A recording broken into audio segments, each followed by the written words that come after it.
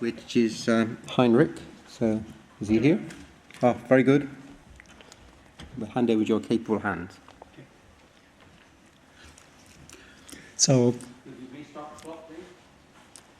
okay. Do we have a pointer or? Yes, we do. This one here. Okay. Okay. And how do I proceed with? Green okay. one, move it forward. Okay. So, thank you very much for the introduction. Thank you all for staying so late, and thanks also to the organizers for inviting me to give this presentation on our developments in the field of tumor immunotherapy. The title of my talk is RNA Nanomedicines for Individualized Tumor Immunotherapy, translation from basic research into clinical phase 1 trials, and therefore I think I meet some of the keywords which are required for this conference. And before I go into detail, I would like to present to you our organization, which is a little bit particular.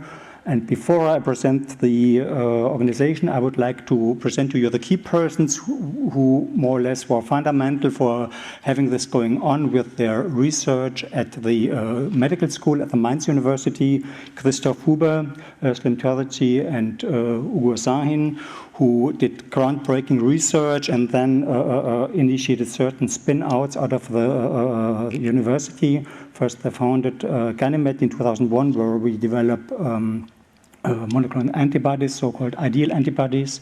BioNTech, the company where I'm in, was founded in 2008. There is a kind of non-profit organization, TRON, which is functioning as an incubator, as an intermediate step between academic research and pharmaceutical development. There's KIMT, which is a conference on immunotherapy, which takes place every year in Mainz. And we won a grant for an excellence cluster, also focusing on individualized immunointervention, which went to the whole Rhine-Main area where we're also in. I'm at BioNTech, and to give you an introduction into BioNTech, which is also a bit complex, BioNTech is a holding consisting of several daughter companies which all follow individual concepts focusing on therapy or diagnostics in the immunology field in the widest thinkable sense. I would not like to go into details. What I will present to you is results from BioNTech RNA Pharmaceuticals, but I would like to mention that we do have a manufacturing site in a city close to Mainz where we manufacture our RNA and the liposomes we use for our investigational medicinal products. So, tumor immunotherapy. As you all know, and it has been mentioned several times also during this conference, tumor cells can be discriminated from healthy cells by certain motives, by tumor-associated antigens, and these antigens are recognized by the immune system. So the immune system efficiently kills tumor cells, so that's why not much more people suffer from cancer. But in certain instances, it is not able to attack the tumor cells anymore, and therefore our aim is to activate and selectively direct the immune response, the natural immune response of the body against tumor cells via the tumor-associated antigens. How do we do that? We do it using messenger RNA, so we do not deliver conventional or classical antigens to like in a vaccination. As we all know, we deliver messenger RNA, which codes for a tumor antigen. The messenger RNA is delivered to antigen-presenting cells, and this initiates a whole cascade of immunological processes where in the end proliferation of tumor-associated antigen-specific T cells is stimulated, and these T cells are supposed to attack and kill the tumor cells. In addition, we have several other immunological responses which act in an adjuvant manner towards this immunotherapy. So, How do we get our RNA? Our RNA is manufactured by an enzymatic process based starting from a DNA template.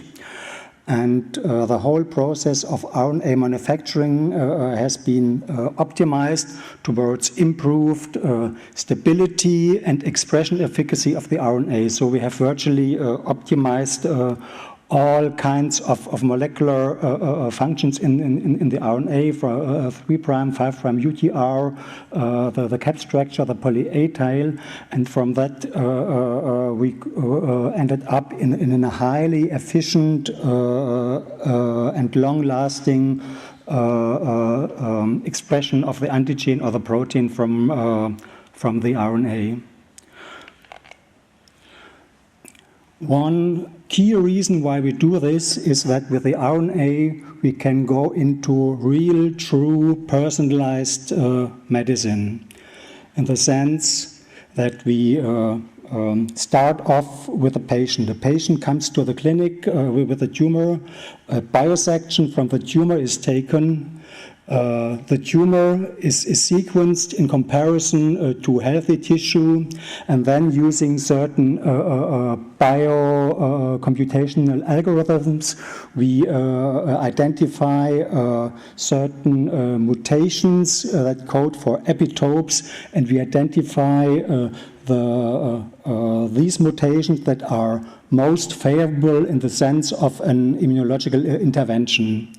Having identified these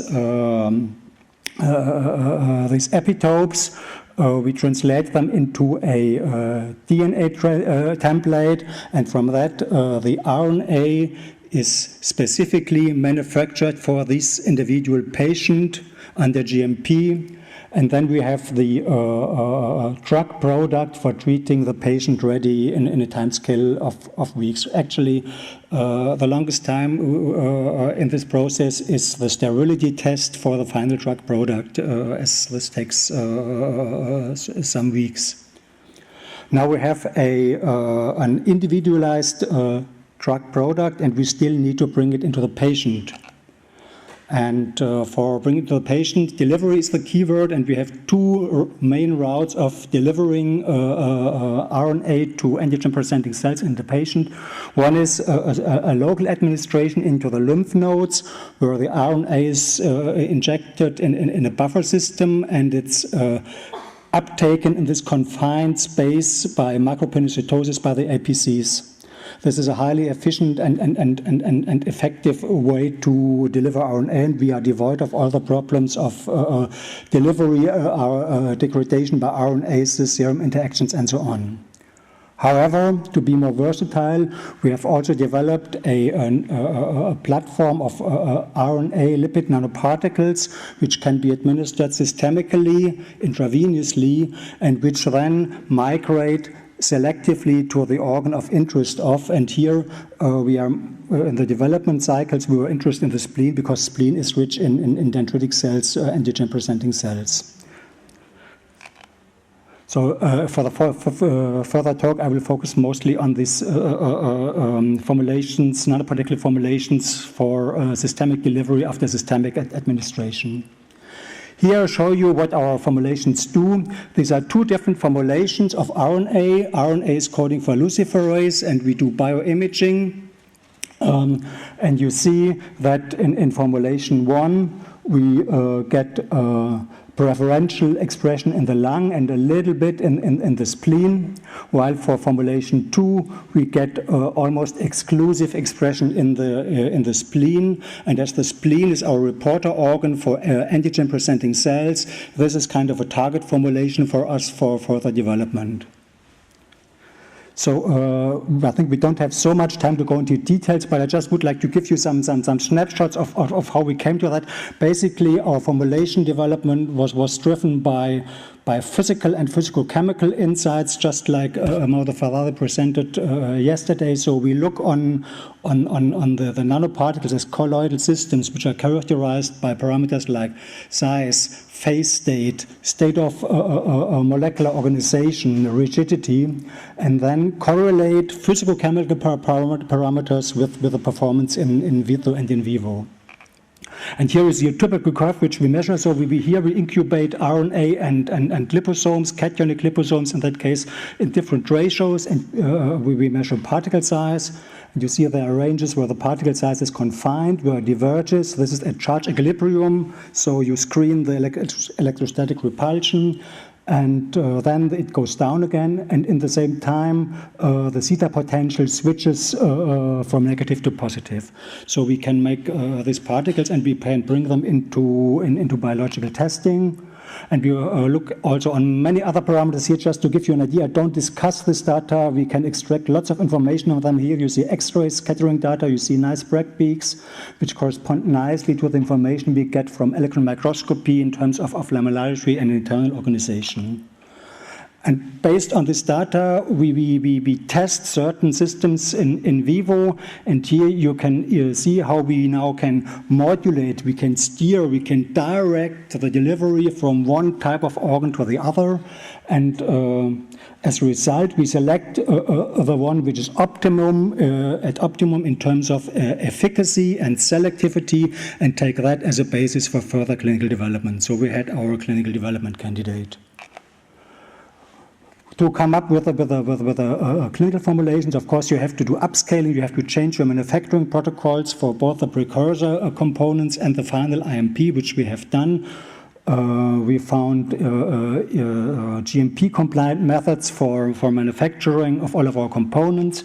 And in the end, we came up with a kit approach for our investigation in medicinal product, where we deliver RNA and a diluent and liposomes in separate vials for preparation of the injectable product directly prior to administration to the patient.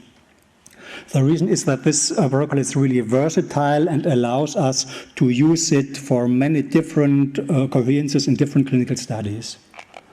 The constitution or preparation, this actually depends on the opinion of the local authorities.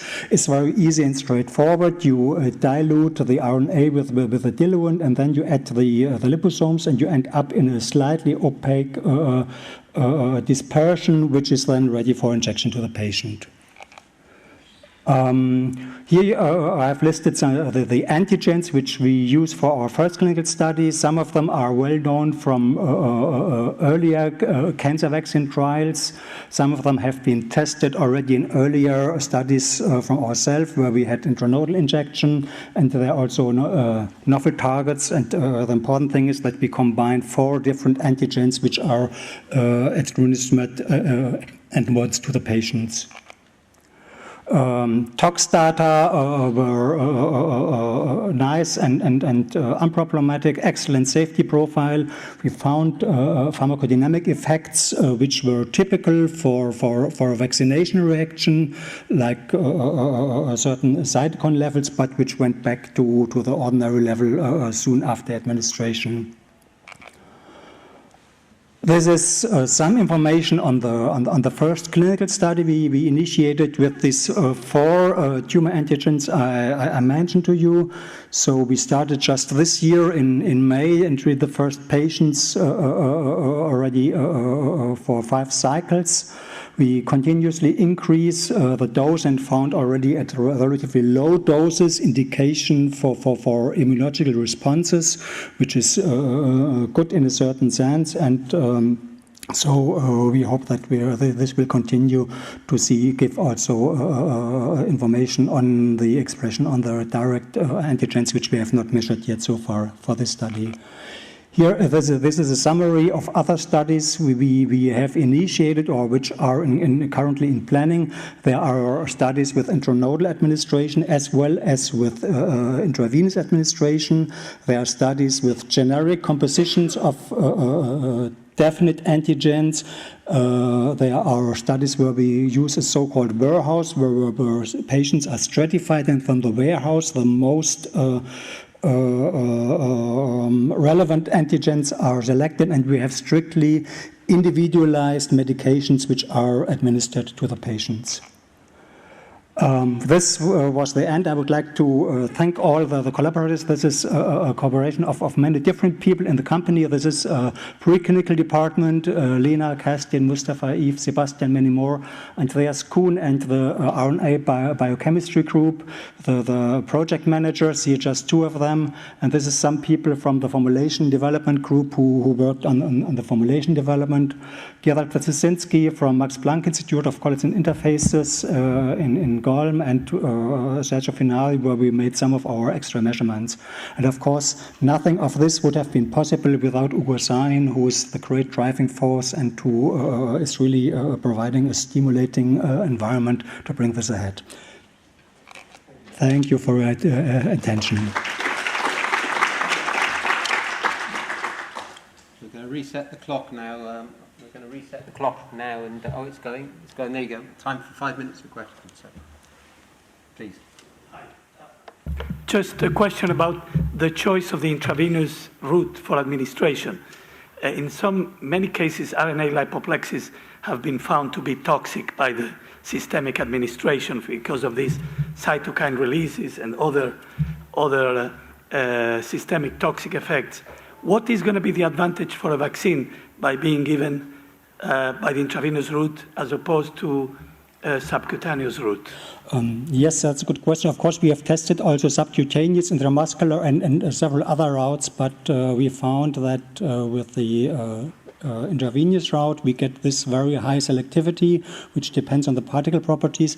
And one big advantage is that we can address much more antigen-presenting cells compared to an intramuscular, which is kind of a almost local administration or sub-Q administration. So we have some technological advantages. We have more parameters which we can vary for future development. We can administer more or higher doses, and so we have more freedom to operate with this kind of administration. Okay, question there, please. Yeah, thank you very much for the talk. My question goes also in a similar direction. So it's not clear for me what is the selection, what is the individual component, because you said that you are selecting some antigens or epitopes, but it seems that this is an universal vaccine. So do you have some particular peptides of all 4 antigens, or are 4 antigens out of many? And then, do you use any adjuvant? Because the IV is not the most immunogenic route that you could imagine. Yes, so we to answer the first question, we do all of it. In some of our studies, we have fixed composition of antigens, which are known from the literature or which have been developed by us.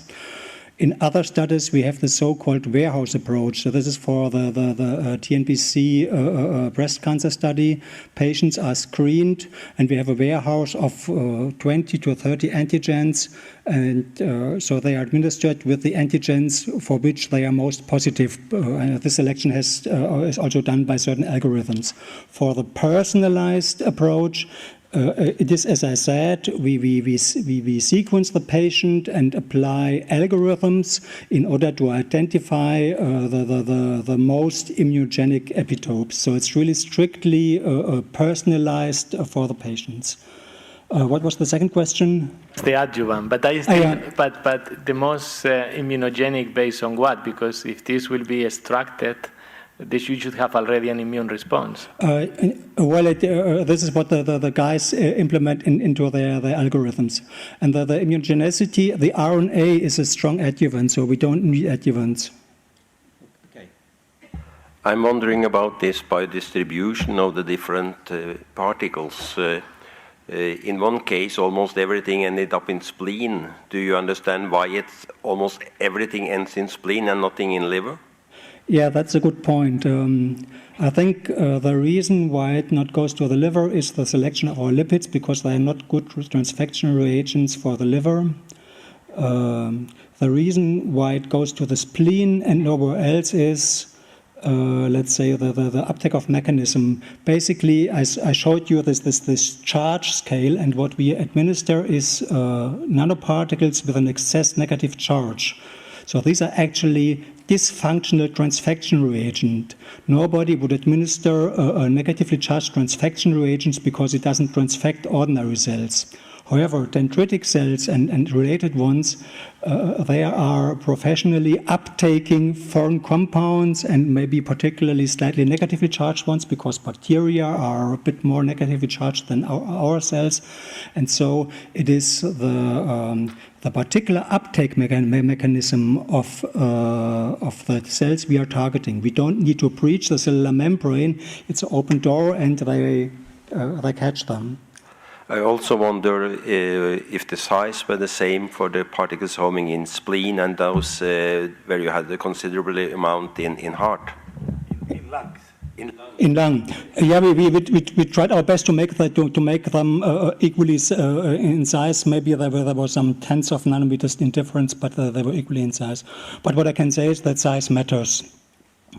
And we find that, as it's known in the community, that for this purpose, larger particles perform better than smaller ones.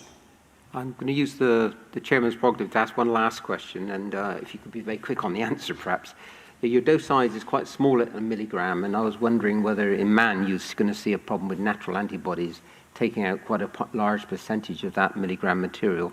And my rider on it also was the cost of treatment in man. Do you have any thoughts on that? Yeah, that's let's say for the antibodies we don't know yet actually because we haven't investigated that. Interestingly, yeah, that's very remarkable that we get a signal already at relatively low doses, lower than in the corresponding doses in mice.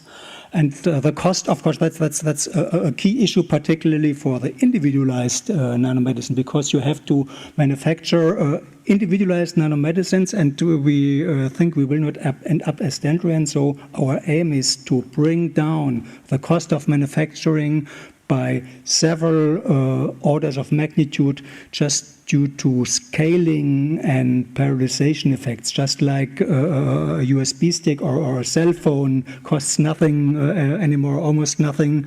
We think that we will be able to bring down the cost for manufacturing this individualized therapeutics, for example, by automatization, taking man out and having machines doing the job. Thank you very much. Thank you, everybody. Next speaker, please. Dawn.